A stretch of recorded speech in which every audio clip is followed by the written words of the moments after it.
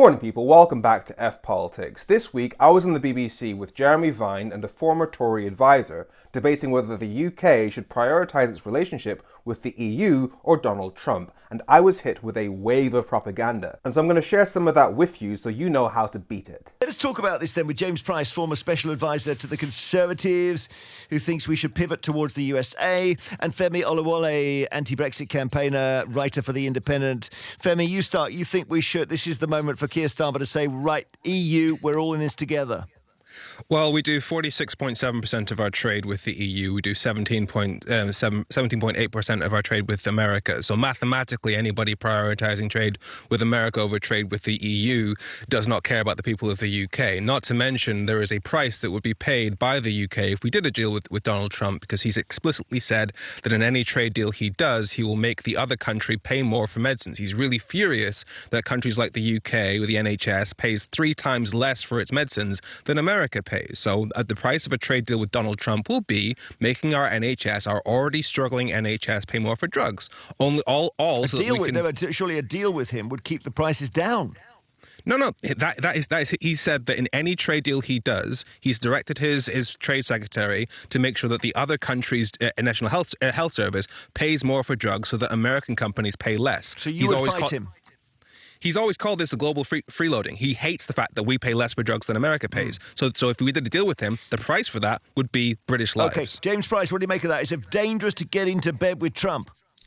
Well, I think, first of all, I think it's pretty poor form to suggest that Donald Trump is going to lead to the deaths of lives, which I think your other contributor just said there. I think that's a silly way, and we can have this debate without such concerns like that. Silly? Okay. Let's look at the idea that I'm being silly for suggesting that Donald Trump could cost lives. He took office on the 20th of January this year. On day one, he signed an executive order pardoning and therefore releasing from prison 1,500 January 6 Capitol rioters. People who in the past he explicitly said belong in jail. Those who engaged in the attacks last week will be brought to justice. And on the 26th of January, 6 days later, one of those Capitol rioters who Donald Trump released from prison was shot dead by a police officer at a traffic stop. Donald Trump released people who had tried to violently take over the country, and within days of him taking office, one of them was already dead. Not to mention, this is the same guy who suggested injecting bleach during a pandemic. And yet when I suggest that Donald Trump's recklessness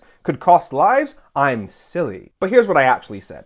I was also just called silly, so I just want to push back on that. Is our NHS struggling or is it not? Does a struggling NHS not have a cost in lives? If Donald Trump gets his way, which is to make the NHS pay more for drugs, and therefore our NHS, which is already struggling to bring in drugs because of Brexit and because of the tail of COVID, will that not cost lives if NHS has to pay an average of 1.5 times more for drugs? Will that cost British lives? But that's obvious. If you make it up to 3 times harder to get a hold of life-saving medicines, then you are obviously putting lives at risk. But so much of the stuff that you'll hear from people on the right is them getting offended at the very idea that they would ever even dream of supporting something that would cause as much damage as they're causing. Like, I remember when I said on TV that Brexit was causing so much damage to UK fishing that UK fishing workers were fearing losing their homes and even turning to alcohol. Because we can see what Brexit is doing in other areas. The fishermen who are literally on record saying we fear losing our homes and we've turned to alcohol. The Daily Express put out headlines making fun of me, implying that I was just some hysterical Ramoner. Meanwhile, they themselves had reported just a few weeks prior that Brexit was causing fishing workers to fear losing their homes and turn to alcohol. Are you noticing a pattern here? It's like with racism. The right are so much more concerned with the idea of somebody on the left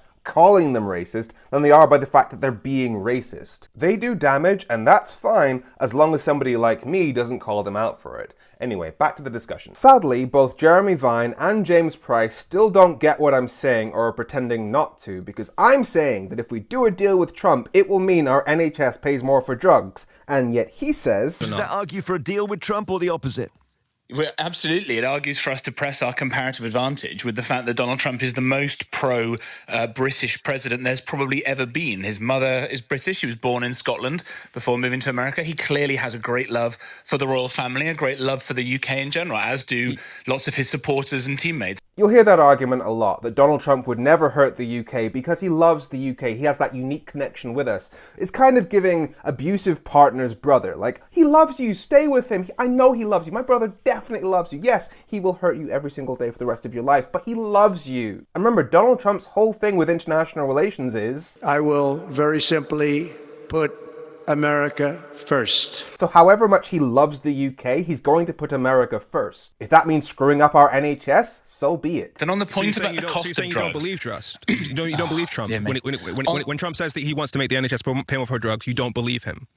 I think that these are all negotiating tactics. That's another one that you'll hear, that it's just a tactic, like Trump's tariffs. He threatened to put tariffs on the imports coming in from other countries as a ploy to get them to change their policies on other things. But this isn't the same as that. It's not a negotiating strategy, it's a negotiating objective. He sees the fact that other countries pay less for their medicines than America pays as an imbalance that he wants to use trade deals to correct. I have directed U.S. Trade Representative Bob Lighthizer to make fixing this injustice a top priority with every trading partner. So crippling our NHS is not a tactic, it's the objective. Now listen to how the BBC host Jeremy Vine tries to paint me as a whiny Ramoner, and James Price giggles like something out of Beavis and Butthead. Isn't this, I know you've been against Brexit since the start, Femi, but isn't this the single best argument we've ever had for Brexit? That Trump is going to basically hit the European Union with a bazooka and we're going to be clear of it?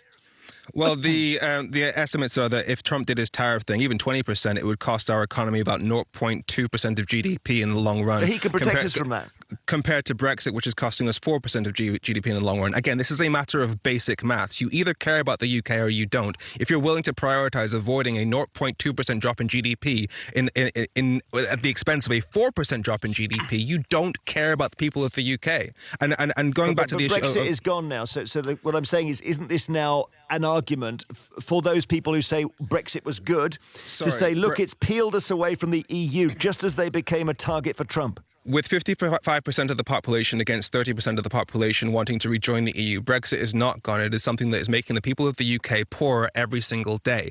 Keir Starmer is in Brussels right now trying to renegotiate things in order to get rid of the trade barriers that Brexit has created. Trade barriers that are making food more expensive during a cost of living crisis that is one of the worst that we've seen in our country's history. So Brexit is definitely not done. That we have the opportunity to undo the 4% drop in GDP that we're seeing because of Brexit, sacrificing that opportunity to avoid a 0.2% drop because of Trump having a tantrum does not make sense. Now, I did get my numbers wrong there. The damage that Trump's tariffs would do to the UK would hit us by about 0.8%, not 0.2%, but that's still 5 times less than the damage of Brexit. So the economics is obvious. So anybody arguing that we should prioritize trade with America over trade with the EU, it's obviously not about the economics for them. They just want to be closer to the politics of the Trump administration. And, now, you can make that argument if you want, but be honest about what you're trying to sell. I'm Femi. Make sure you follow F Politics so politics doesn't F you. Have a great week.